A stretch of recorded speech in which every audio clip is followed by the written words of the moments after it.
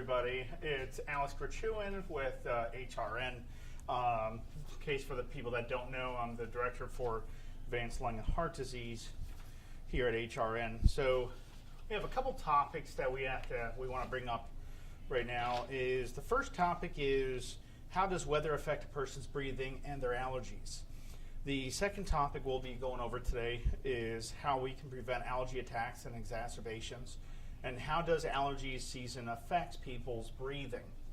Okay, so as we start this, of course, if you have questions along the way, just go ahead and write in the comments section. I'll be happy to answer any types of questions that arise.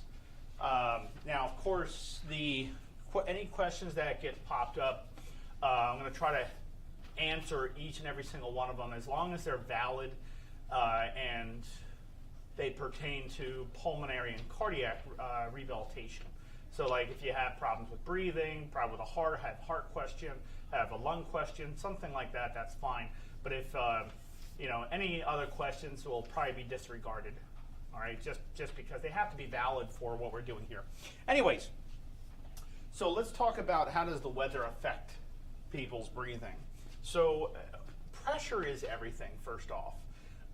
If you have, let's say you're in a high altitude, lower altitude, place where the air quality is very dry, let's say like Arizona area, okay, versus in the East Coast, like where we're at, on the East Coast where it's a little more humid, especially in the southern areas of the southern states. So weather does affect people, of course.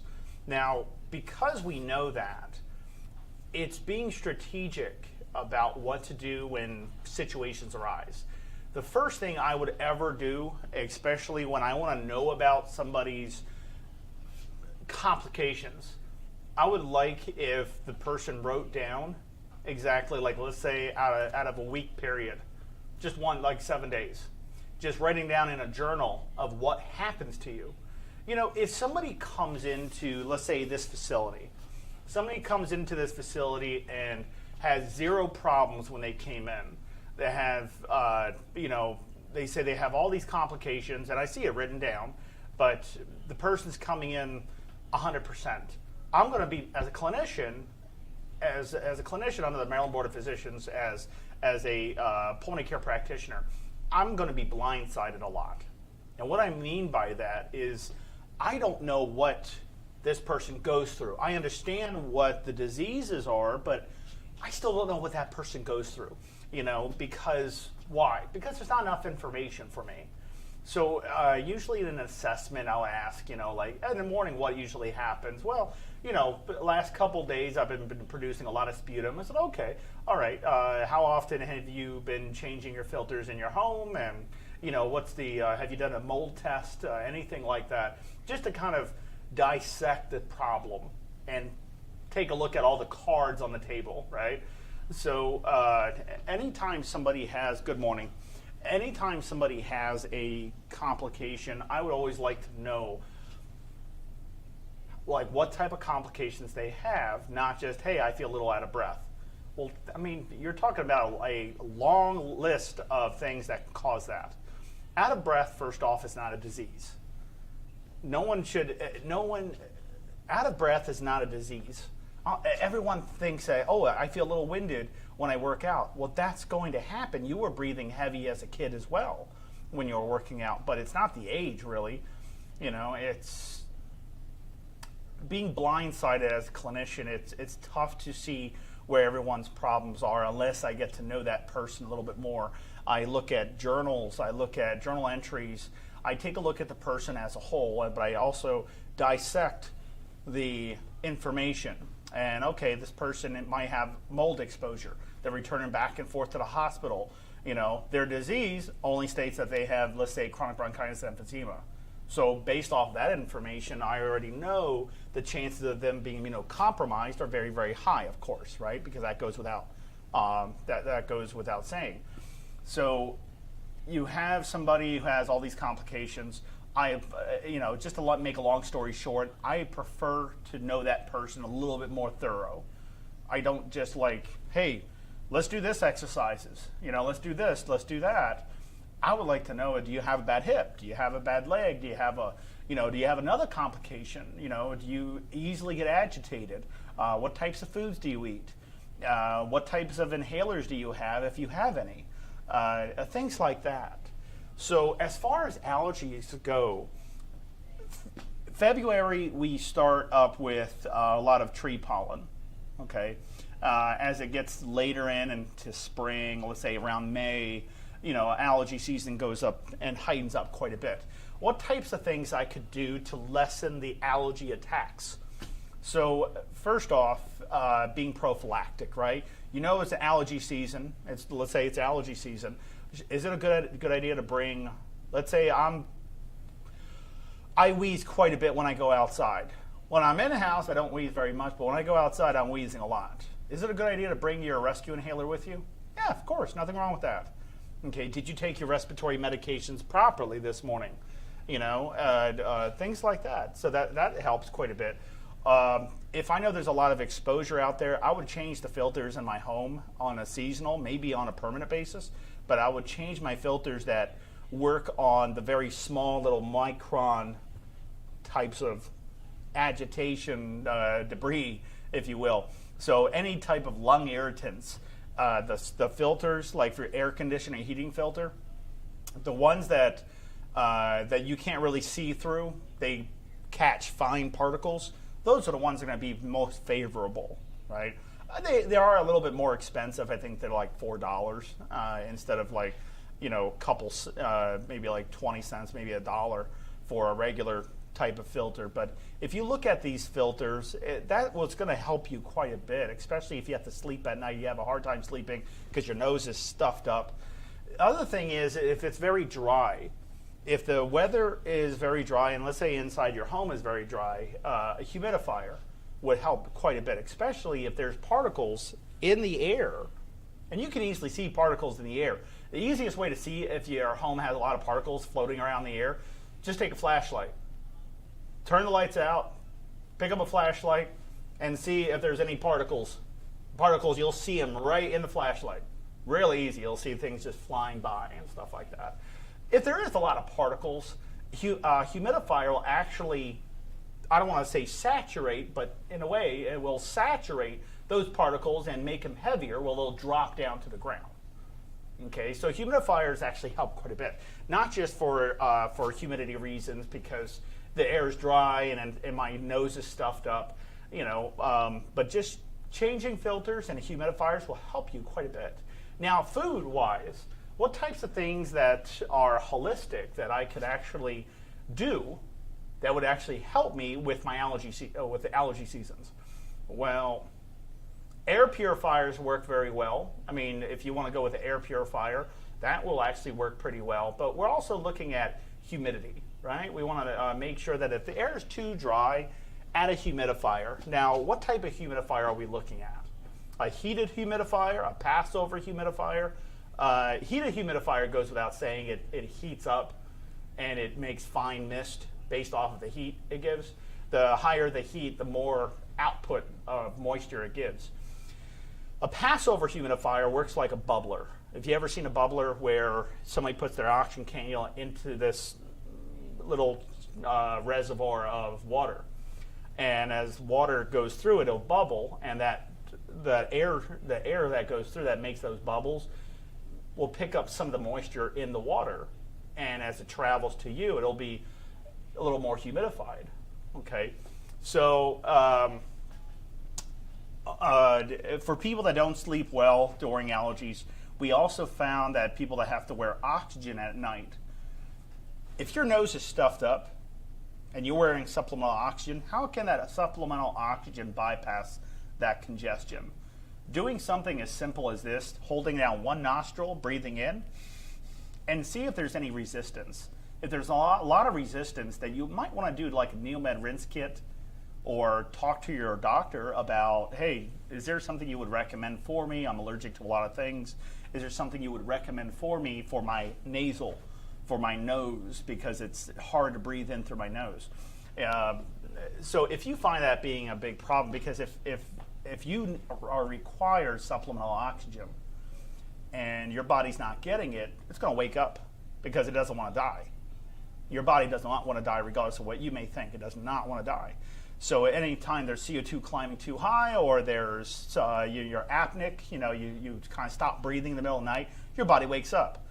If you find yourself in the middle of the night that you wake up very often throughout the night, or you don't get a good night's sleep, now when I say a good night's sleep, I shouldn't have to explain that in order for you to get a good night's sleep, you have to take 6 Tylenol PMs with a big bottle of whiskey.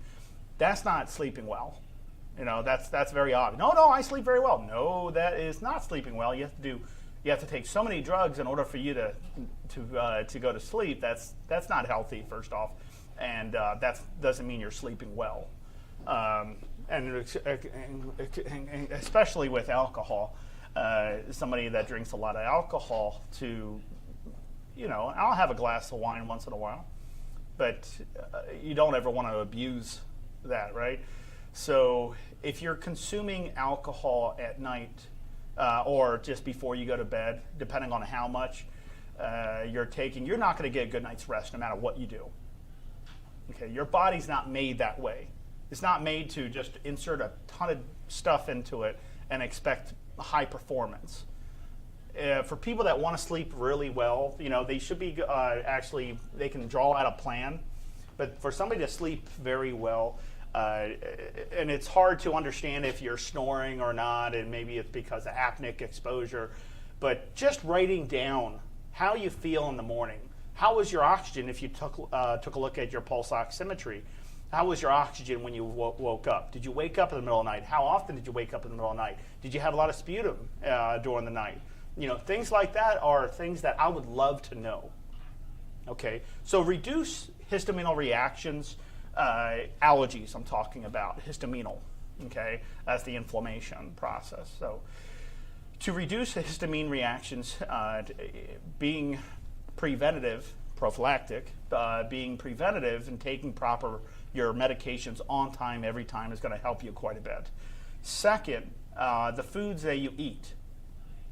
If you go with things with mustard in them, like foods that have mustard, actually have been shown to reduce allergy, histaminal reactions. So it lessens that quite a bit. It's not 100%, but it does reduce that.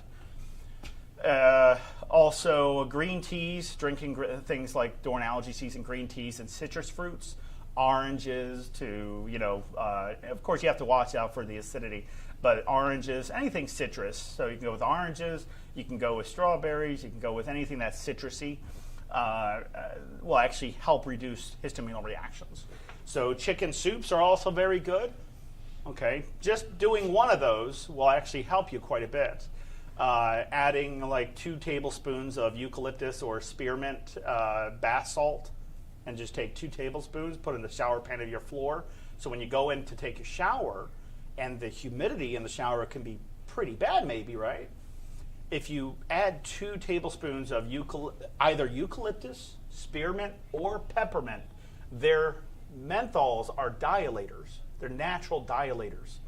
Okay, so if you're in the shower and you're breathing this in, okay, it'll actually help you quite a bit throughout the whole day, but also how to handle a shower, in a sense, the humidity in the shower. So these are ways that you could do. You can look up your own resources. You can go on to the American Thoracic Society. You can go to American Association of Respiratory Care and go onto their website and just type in allergies, just allergy prevention. Do something like that and do your own research in a sense. Don't go to Wikipedia. You're not saying Wikipedia is bad, by the way, but don't go to Wikipedia. Don't go to places that aren't reputable as far as where clinicians go to find answers for their patients. That's where you want to go to. So as clinicians, I don't go to Wikipedia. I don't go to YouTube. What I go to, I specifically go to American Physician and Chest Guidelines, American Association of Respiratory Care. I'll even go to American Lung Association, Emphysema Foundation of America. Any of those are pretty reputable because they're organizations And these organizations make data, like they study the data and they bring it and advertise that, hey, this is a fact now that mustard reduces histamine reactions. So that's where you would go to. All right, that's where you would go to. Okay, now exacerbations. What is an exacerbation? We talked about this before. An exacerbation is a heightening of current symptoms. So if, let's say you have chronic bronchitis, because I mentioned this before. If you have chronic bronchitis, you might actually have a lot more sputum than before. If you're feeling that you're having a more congestion than usual, you want to contact your doctor as soon as you can. It doesn't mean you have to go to the hospital, but you want to contact your doctor as soon as you can, just letting your doctor know, hey, I'm producing more congestion. My chest, maybe your chest feels a little tighter than usual. It usually happens around this time of year. Just talk to your doctor about it. It'll help you quite a bit. So an exacerbation, of course, is a heightening of current symptoms. So if your work of breathing is getting higher than usual, if you're producing more congestion, then of course you want to get treatment for that. How does allergy season affect people with breathing? Of course, that's kind of like what we're talking about already. Allergies will affect you as you're breathing. If you go outside, be preventative. If you go outside and let's say you know that, or look at an allergy map where the highest amounts of allergies are around your area. Is it around, this forest, this foresty area, this woods at Cider Lane or something like that. If you know that, that's being preventative.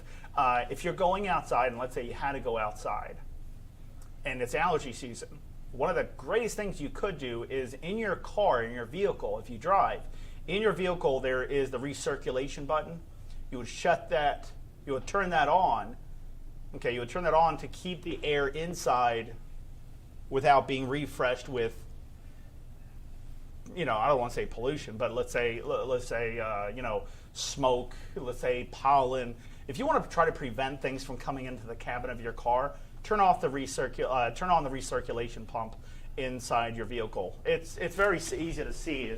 It looks like that. It's just a button. Do you know which one I'm talking about? So it's that one. That is actually widely used, especially if you're going around smoked areas. Like let's say there's a wildfire next to you, and you have to go through that area that has a lot of smoke. You would just turn on the recirculation pump. It'll stop the air from coming into the cabin, and once you leave that area and it's safe, you can just turn it back on. Turn it back off. Are these tips listed somewhere? So D, the things that I'm going over is based off of experience. It's based off of studies. There is a lot of information that I usually study, but there's not a list per se. There's a plethora of different areas you can go into, like websites you can go into, libraries you can go in and check this type of information out. But everything I go off of is based off of facts because I can't state lies in here. Okay, so if there's something that wasn't studied, no peer review done, I most likely will not mention that because people that are in here right now watching me are trying to get good information. They're trying to get information to help them. So I think Dee was talking about, are these tips you're talking about listed on our website or anywhere that they can refer to later? That's a great question.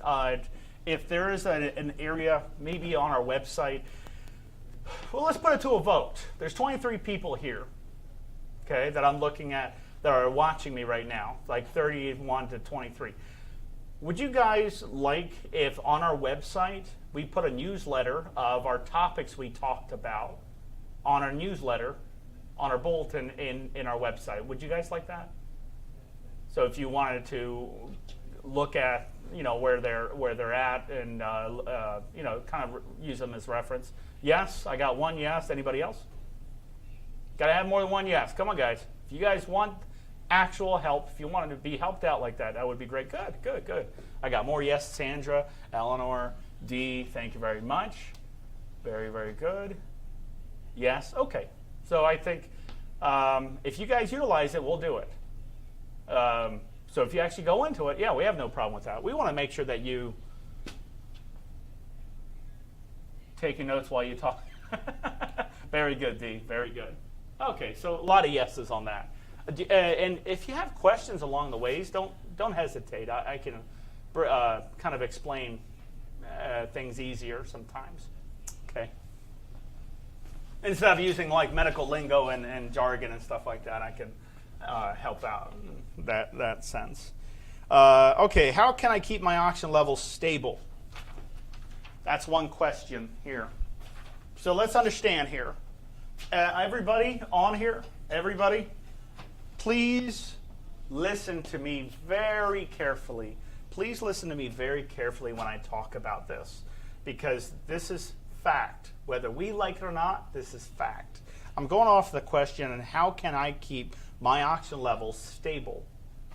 Okay, so everything I'll be going over on this topic, which is a big topic, I'm going to make it very easy for everyone to understand. There is no such thing, I'm going to repeat that. There is no such thing as one solid number for everybody. It's not possible, okay? Even if on average, you can average things and have one number, sure. Like if I average somebody's oxygen sats, they usually would average, let's say it was, let's just say 89 to 100%, let's just say. And the average will just be with the one right in the middle, okay? There's no such thing as one number when it comes to oxygen saturations. Where is the range? There's always a range of numbers. So let's look at SpO2. Okay, SpO2. So I have my SpO2 right now. Where do I get that information? Pulse oximetry, right? I get that from the pulse oximetry. So I get that from a pulse ox and my heart rate. Let's say heart rate. Okay. What's the range on pulse oximetry? It is 88. Again, it is 88. It's not 90. Get that out of your head. Okay? 88 to 100%. That's your range. So you will fluctuate. If you're sitting still, it'll probably be more of a solid number. It wouldn't be moving very much. As you're moving, your oxygen level is going to go up. They're going to go down. They're going to go up. Going to go down, depending on how much exercise you're doing, how intense whatever you're doing is, the exercise you're doing. Oxygen numbers always fluctuate. Heart rate, and by the way, what I mean by always, that means it's normal for that to happen. Heart rate, what's the range in heart rate? Anybody want to pop up some numbers? What's the range in heart rate? Is 60 to what? That's it. 60 to 100. Easy. So if I am averaging, let's say 60 to 100, let's say my heart rate's 70, my oxygen is 90%, am I still good? Of course you are. There's always a range of numbers. It's never one number. It's not like somebody is always at 98% and their heart rate is always at 70 beats. It all depends on the exercise that you're doing, on the things that you're doing. So SpO2, there's always a range. So how can I keep my oxygen levels stable? So let's say stable in range, okay? So within range, not coming out of range, but within range, okay, and heart rate within range.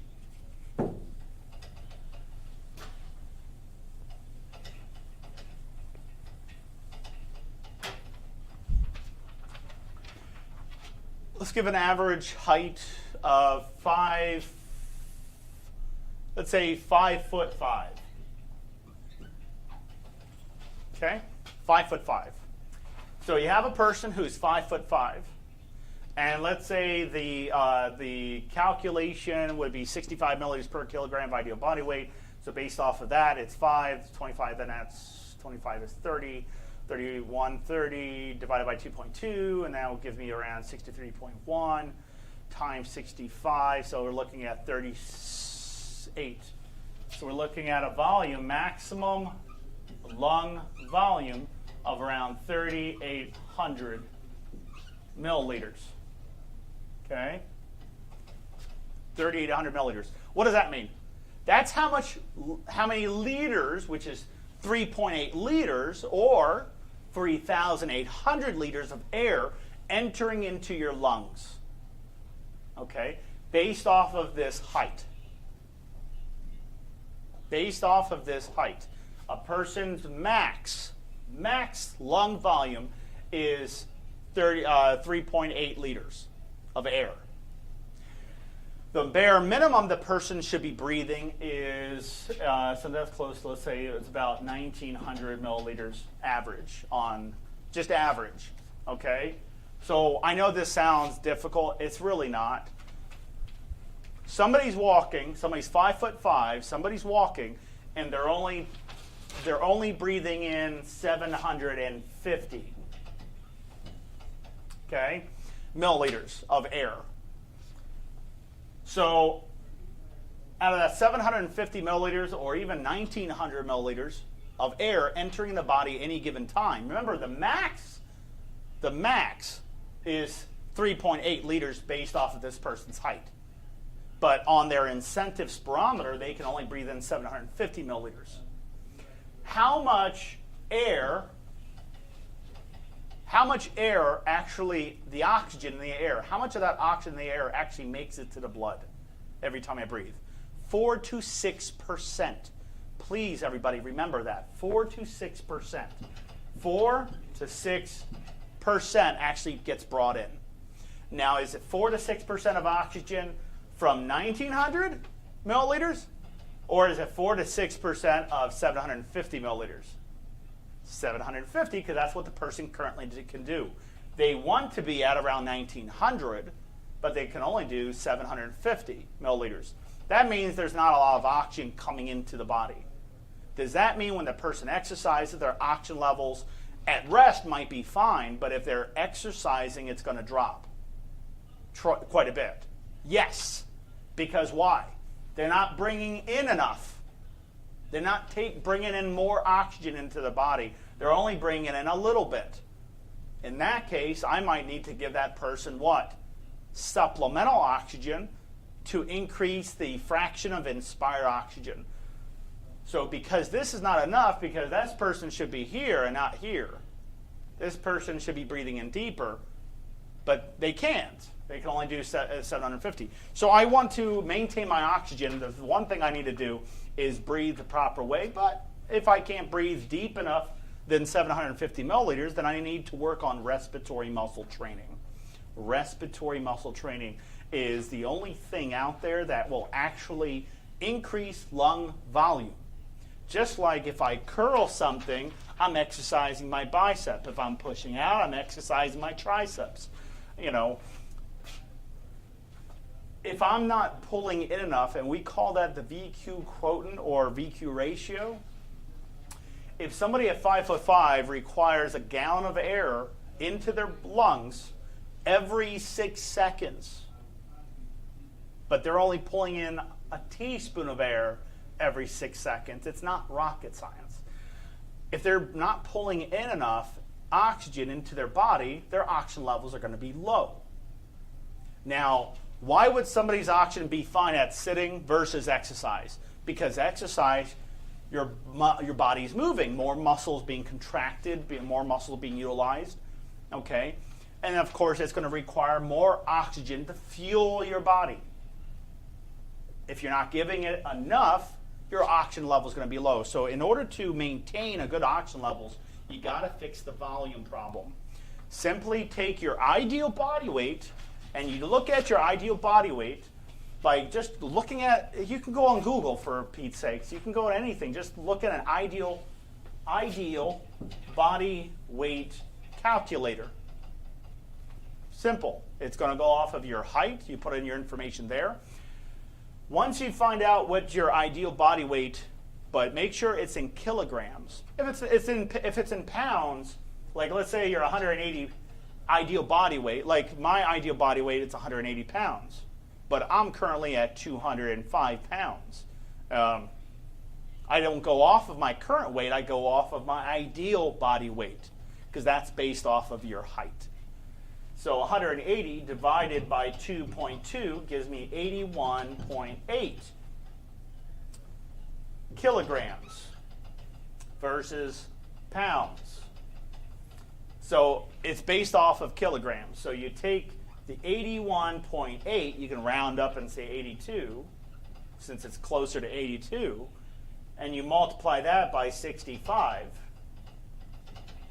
Gives you 5,330. This equals your maximum lung volume. Your maximum lung volume. Okay? I need to divide that into half. So I divide that into half, and that will give me my bare minimum where I need to be at. It's great to be close to here, but you want to at least try to be at the bare minimum of your maximum lung volume, half of your calculated max. If you're not at that, no matter what you do, if you have an anxiety attack, if you have any other problems, you're always going to have low oxygen levels, and you're going to get nervous because of that. Because of that problem, you got to pick up those lung volumes. Once you pick up those lung volumes, that problem of low oxygen sats won't be very problematic. Okay, because now you're pulling in enough air, enough oxygen into your body to help you with your exercises. That's why a lot of doctors, when they give you a prescription for oxygen, a lot of times they'll say, wear it during activity. Okay, wear it during activity.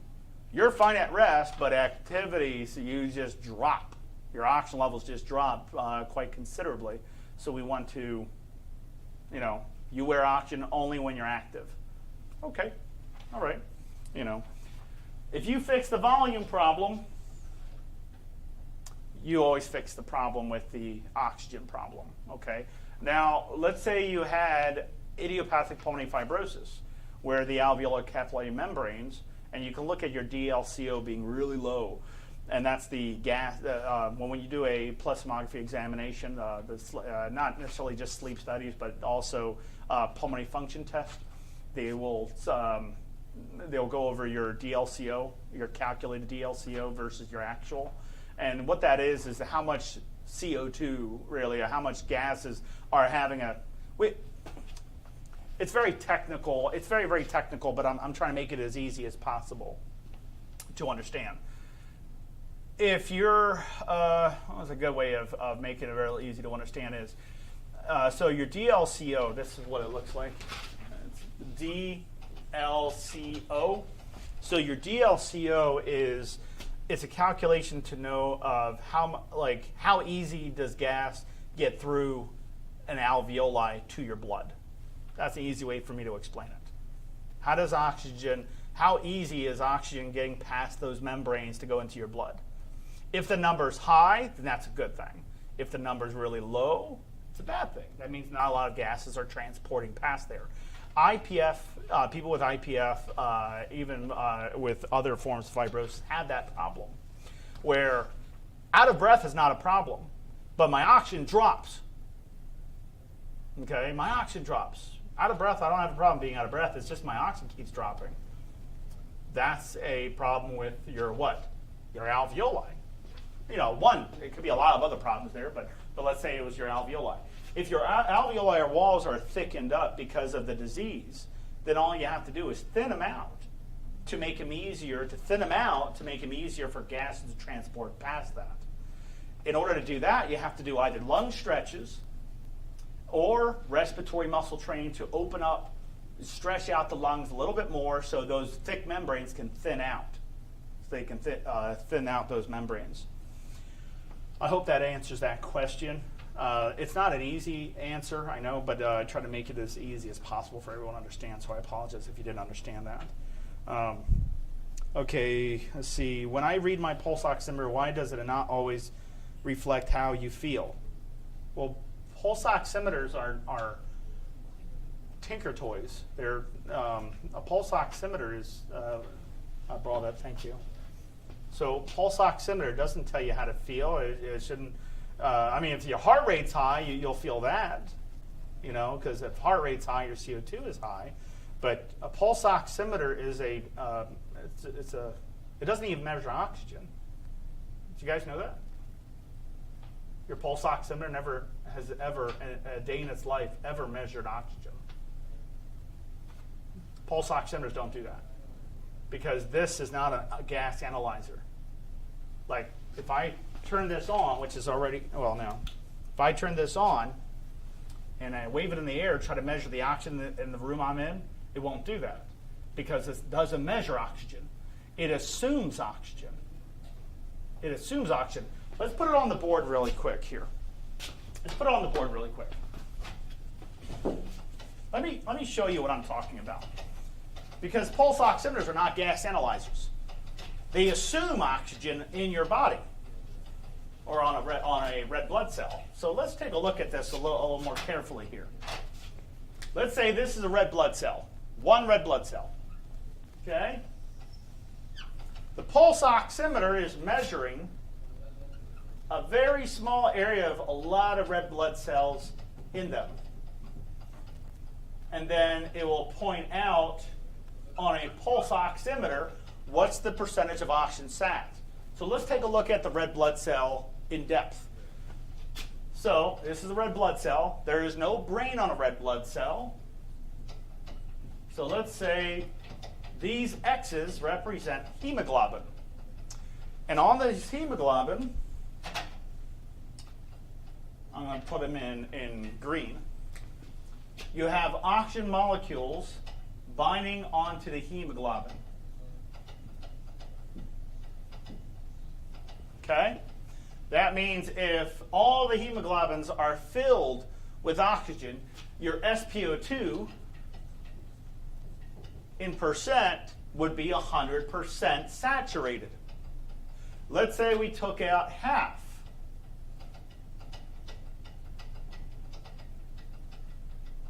Okay, let's say we took out half.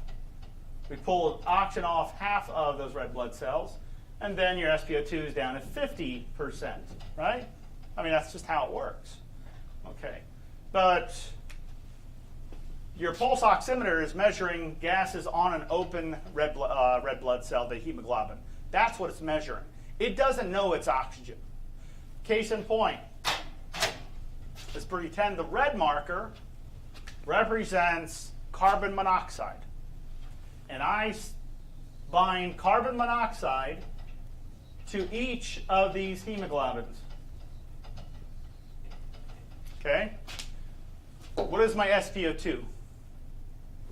Guys, come on. What's my SpO2?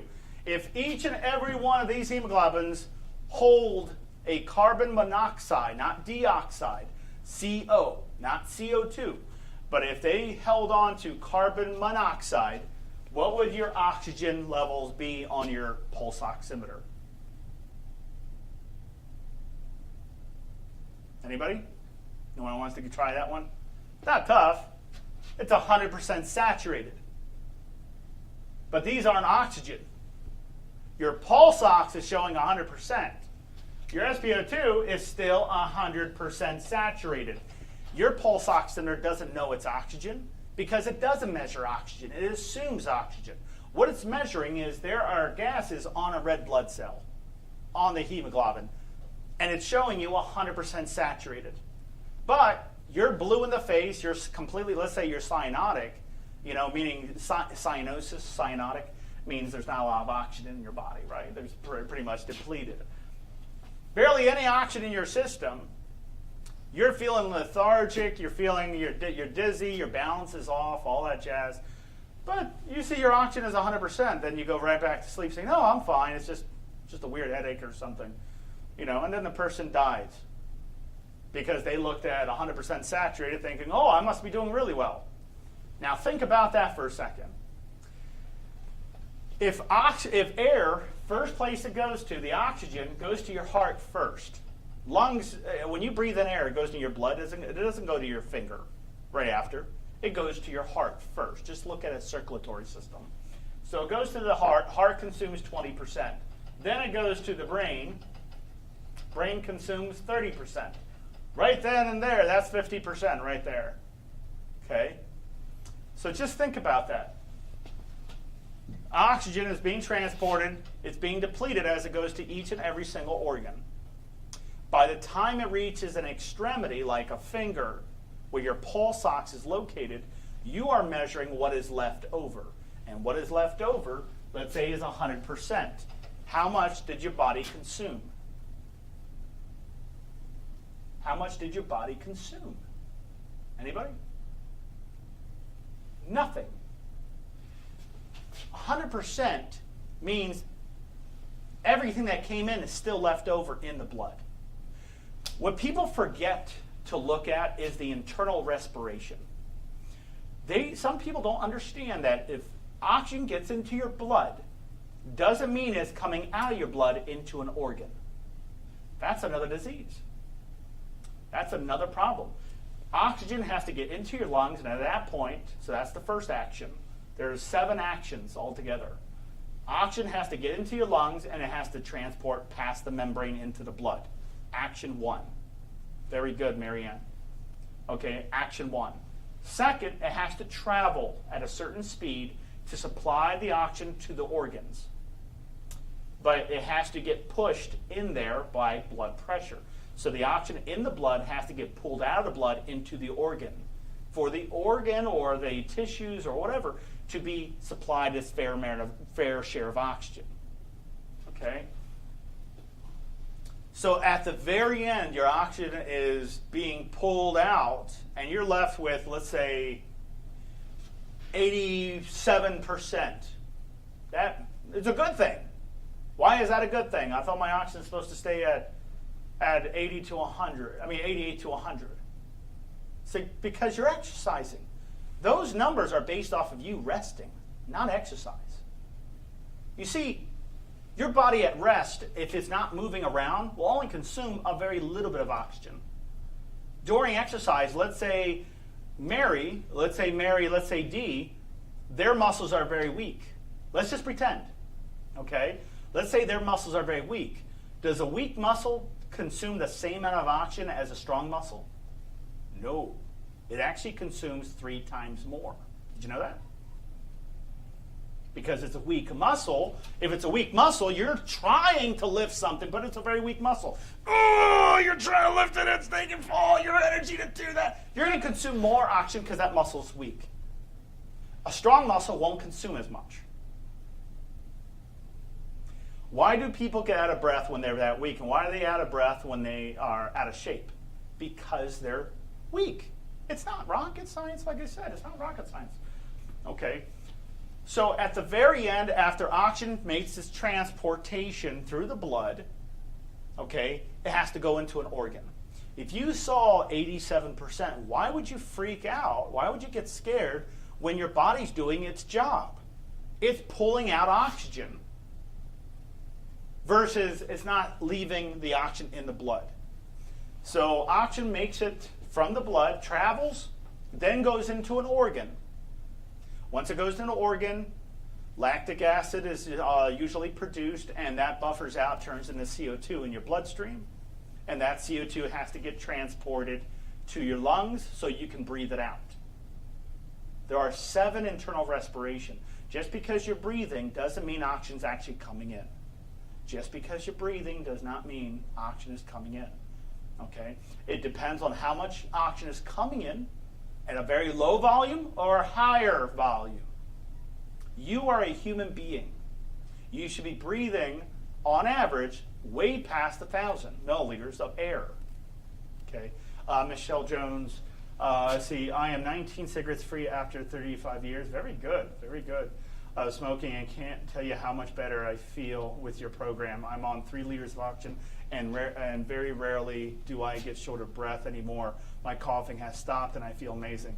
Michelle, you're awesome. I love that. They're awesome. Very, very good. Very, very good.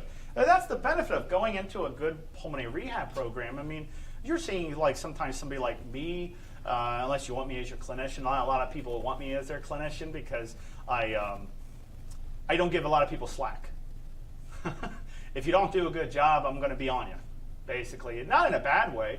It's just if there's no such thing as a weak link in our chain. So if I see one patient not doing well, I'm going to pull that patient out. I'm going to work with them one-on-one until they're up. Okay. Sometimes it's just a simple conversation that only takes a couple seconds to maybe a couple minutes.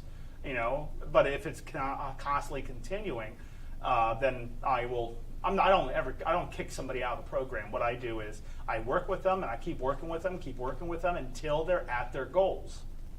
Is that the type of person you want? Do you want somebody to be on you? If you're making a mistake, they will let you know how to fix that problem. Would you rather have somebody like that, or would you rather have a clinician that lets you get away with everything? See, I don't let anybody get away with anything. My classes right now, all the people in my class right now, I can't tell you how proud I am of them. It's you guys just don't know.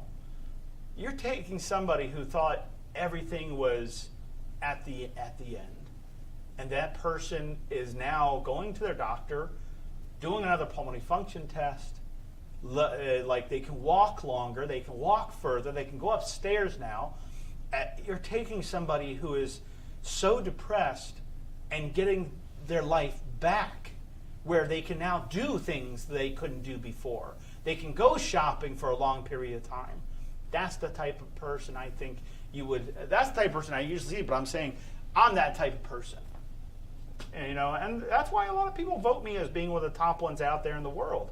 I just don't quit. I just don't stop. I've been doing this ever since I started. I've never stopped. That's all I ever done. I'm 45 years old now, I'm 45. I've been doing pulmonary rehabilitation ever since I graduated from school, and it wasn't that easy because the fighting that I had to do in my career wasn't with patients at all. It was with insurances and other clinicians. Legitimately, literally. You see, you have a person that, and we did an oath, all respiratory therapists as clinicians, we took an oath. Our patients don't get neglected. Our patients get better. We work with them until they get better, right? Well, in a facility, I had a lot of I'm not putting anybody's profession down, ever. Okay? I'm just stating you fact of what happened. As a director, I was a director of pulmonary rehab at a skilled nursing facility. I had it had nurse practitioners that didn't care what I said about the patient. Hey, we need to get this person to the ER. It's showing signs of acute epiglottitis. And the this happened, literally happened. Nurse practitioner wrote to the board and wanted me to take my license away and fired because what a ridiculous thing you did. You sent that person to the hospital, Alex. I said, I sent them there because they needed to go to the hospital. He said, what made you think they had acute epiglottitis? I said, the signs and symptoms. So what was funny about that is the emergency room called the facility I worked at up. He said, who's the person that sent this patient to the hospital? Because I want to congratulate that person. And they were like, what? He said, yeah, that person just saved this person's life, but I would like to know, how in the heck did that person know it was acute epiglottitis without a lateral neck x-ray? And it was like, we have no idea. And he says, well, I'd like to talk to that person. And the nurse practitioner afterwards apologized to me. But the fighting I have to do, insurances, trying to cut people early. These people need help. You send this person home, they're just going to die. That's what you want? That's what you want? So I had to fight with insurances. I had to fight with other clinicians. This patient is going to die unless this person gets help. This person's bed should be I'm fighting not with the patients. I'm fighting with the clinicians. Doctors do the same thing. Doctors do the same thing. They are sick and tired of having clinicians that think they know what to do, but they have no idea what to do. That's the world we live in. Did you hear about the news report this morning about all those nurses? What is it, 64,000 nurses that got fake degrees? They're degrees. To go to school, you get these degrees to. So they paid like 63,000 people paid like $15,000 to pretend they're a nurse. That actually happened. There was a whole investigation down in Florida about it. Can you believe that? I couldn't believe that when I heard that on the radio. I said, get out of here. And I'm looking it up, and it's like, yeah, it's big news. I can't believe that. So who would you rather have? You know, we had one patient. I told everybody. I said, if I ever see any of our patients neglected by the healthcare taker at their home, not a lot of patients have healthcare providers at their house that comes over to visit to make sure that they're okay. But I told everybody, I said, if I ever witness any of my patients that are underneath my license, meaning I'm the one taking care of them, if I ever see they're neglected, they are abused in any way, I will report it. And guess what happened? Everyone gets upset with me. Not the patient, though, because the patient said, Alex, I'm not sure what's going on. And I'm like, you are not being taken care of. First off, your nasal cannula. Second, you're not getting bathed. Your medications aren't working for you. You're in the worst shape there is, and I'm going to fix you up. And finding out the person that was taking care of them called their office here, and said, I just can't wait for this guy to die. What? I heard. I wasn't. I did not. Those words that weren't told to me. They were told by my staff. That was told to me, and then told me. So I did not know that healthcare person that lived in that patient's home, and I was bringing this patient was coming into our facility doing rehab at our facility, and yeah, I reported it. Oh my goodness, did I report? Yes. You don't. These are people, man. They don't want to die. What are you doing? You're in a healthcare. You have a healthcare license. You have a healthcare license. As an LPN, you have a healthcare license, and you're not even taking care of your patient. You're just what? There's different mentalities, people. You know, this should be literally a requirement. You know, when anybody gets their license, not just on an oath or something like that, but there has to be some kind of quality assurance that are being met. Okay, you take somebody who does not, like you take a patient that has dementia, and all the excuse comes from from some poor providers. Is that, oh, he doesn't know what he's talking about, he doesn't remember, this is what happened, and it's a completely opposite story than what actually happened. You know, lies and lies and lies, just absolutely ridiculous. So yeah, we report it. Yeah, we reported that, and you know, everyone's getting upset with us. It's like, why would you getting upset? I mean, if that was your loved one, if that was your mother, if that was your father, wouldn't you want us to report that? Why would you want that person to continuously be abused? So yeah, and I don't care if it was just one person that I saw. Anybody I see that's being abused, we're going to report it. I don't understand how that's not obvious. You know? Absolutely disgusting. Absolutely disgusting. So yeah, there are. Dr. Shaw, did you hear about that? In Florida, 64,000 nurses. So supposedly nurses, 64,000 people in Florida. It's a whole new investigation because they found out it was 100% true. All these people were paying $15,000 to $16,000 for these fake diplomas to be a nurse. And yeah, so they found and started cracking up on them that the school down there was just, if you have the money, here's a degree. You don't have to do barely any study. And yeah, I can't believe that. That was said on 98 Rock this morning. It was 100.7 The Bay or 98 Rock, but I think it was 98 Rock. That Spielberg said something like that. And I thought it wasn't true, and I looked it up. It was a whole big investigation. Yeah. So all these illegal nurses are getting their license just by ways of money. I can't believe that. 64,000 is not a little number. That's a lot. That's a big number. Don't worry, you'll make hundreds of thousands of dollars. Now those people probably will be put in jail, Jenny. They'll probably be put in jail.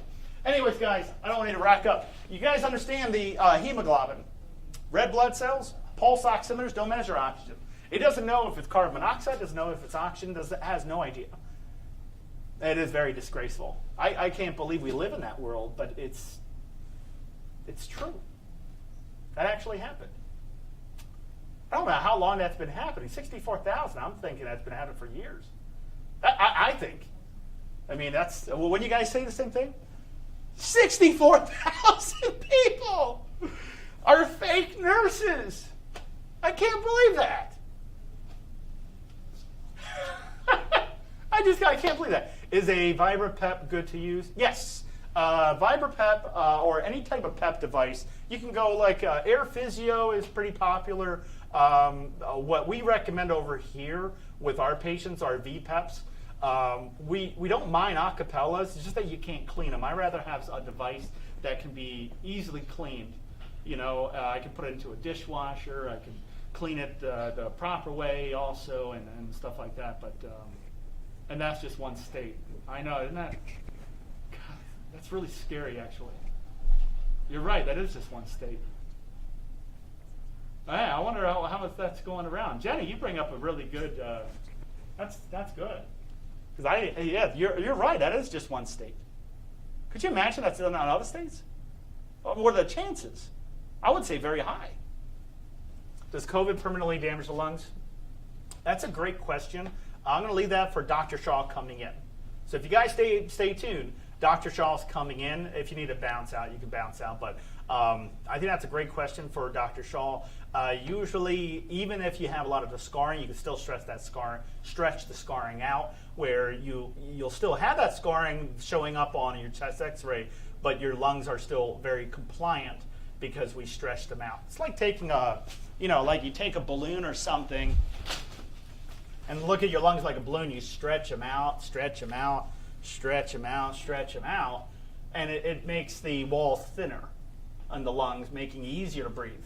So just on my experience, you'll still have the damage in your lungs, but it's you won't really notice it because your lungs are compliant, you know.